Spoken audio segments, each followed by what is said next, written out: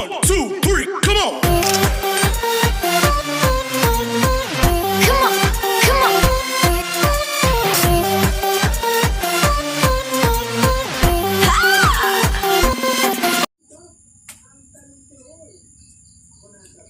So, hi guys.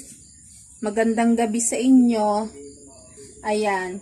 Ngayon po, gagawa ako ng DIY pang cover nito. Cushion.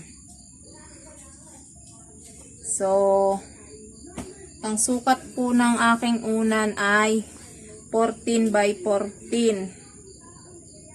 So, ito, susukatan ko muna ng 14 by 14. Lagyan ko lang to ng allowance. Gawin kong 14 and a half. 14 and a half. Wait lang, madilim yata.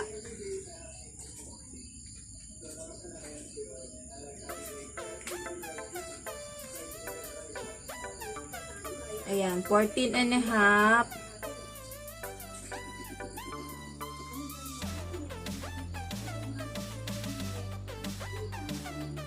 And a half.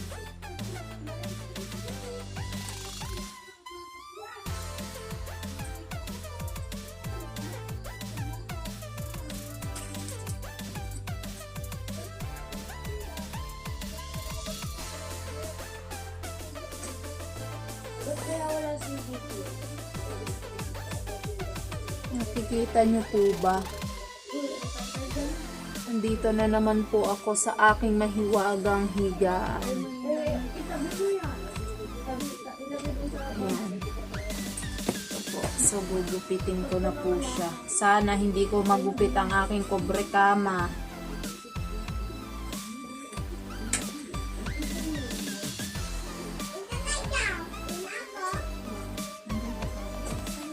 Ay, tama na yan.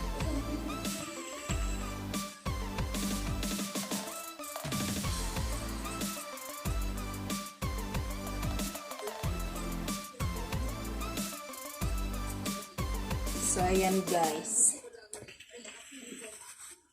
Tapos, meron na po ako ditong nagupit. Ito po yung mga gagamitin ko. Ayan.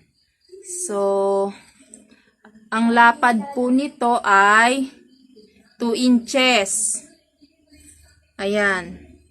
2 inches. Kita po ba? 2 inches. Ayan, yan po ang lapad niyan. Lahat ng ito 2 inches. So, ngayon, ang gagawin natin ay ito.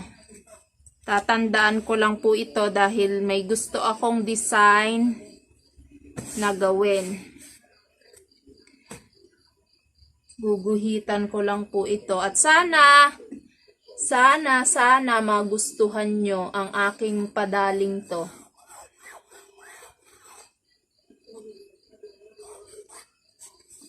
Simple. Pero maganda po yan pag natapos. Ayan. So, ang gagawin po natin dyan, ganito.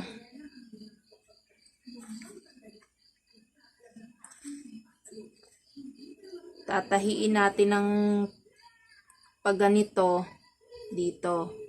Tapos gaganunin natin. So tara guys, doon muna tayo sa aking mahiwagang makina at mayayamaning makina. So ayan guys, nandito na tayo sa aking pangmalupitang makina. Etchos.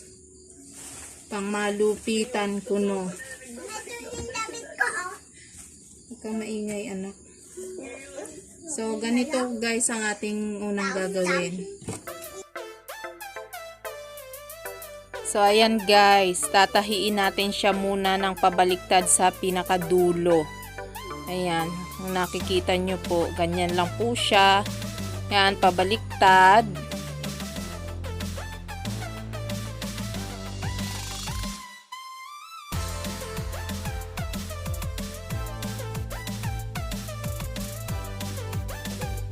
Ayan, tapos po, ipa-flat daw po natin siya ng ganito. Ayan.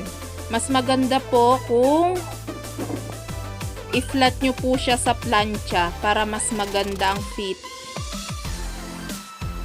After po nun, kumuha po ako ng isa pang peraso uling tela na iba yung design at pinatong ko po ng pabaliktad, tapos saka tinahi. Continuously lang po ang ating gagawin. Magkakaibang tela po. Bago po natin ipatong doon, kailangan po baliktad yung tela. Para pag tinupi po natin, tama po yung kulay na nasa labas. So, paulit-ulitin lang po natin yan hanggang dulo. Ganyan lang po yan. Hanggang sa matapos po tayo, alternate po yung tela natin.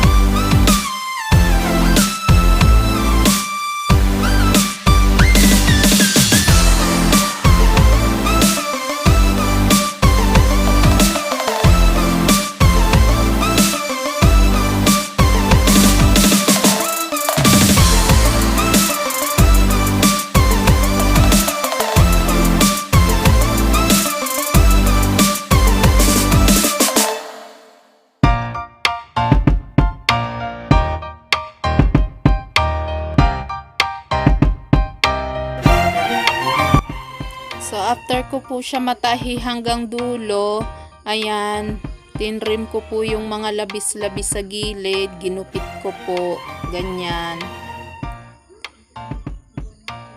Ayan, pati yung sinulid na mahahaba, pinutol ko po. Guys, ganyan ang itsura niya, kita nyo. Sisimulan ko naman po yung sa kabila. Same process po, pero magkaiba naman po yung tayo nung pagtahi ko, kita nyo naman po yan.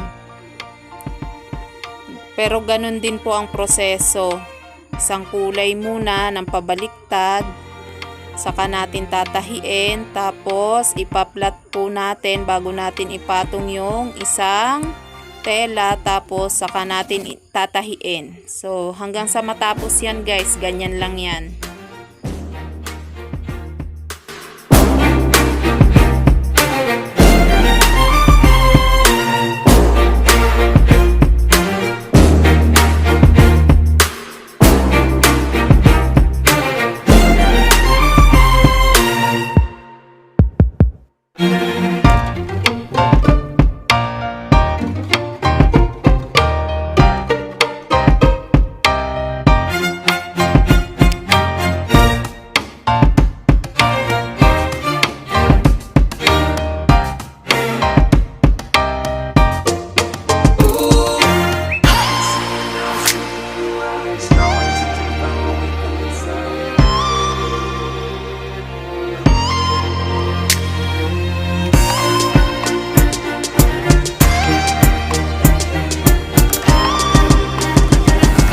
Ayan guys, so tapos ko na siyang tahiin, kumuha naman po ako ng pang-ilalim.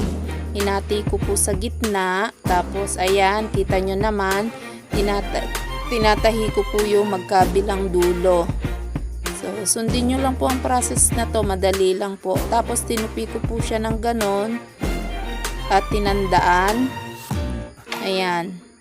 Tapos, pinantay ko po siya at pinatong ko po yung aking tinahi, saka ko pinasadahan po para mabuo na po siya ng ganyan. So, maganda po ito. Madali lang naman po siyang gawin. presentable pa po. Then, ayun na nga guys, tapos na. Tinrim ko po yung bawat dulo and then binaliktad. Ayan. Ayan na po siya.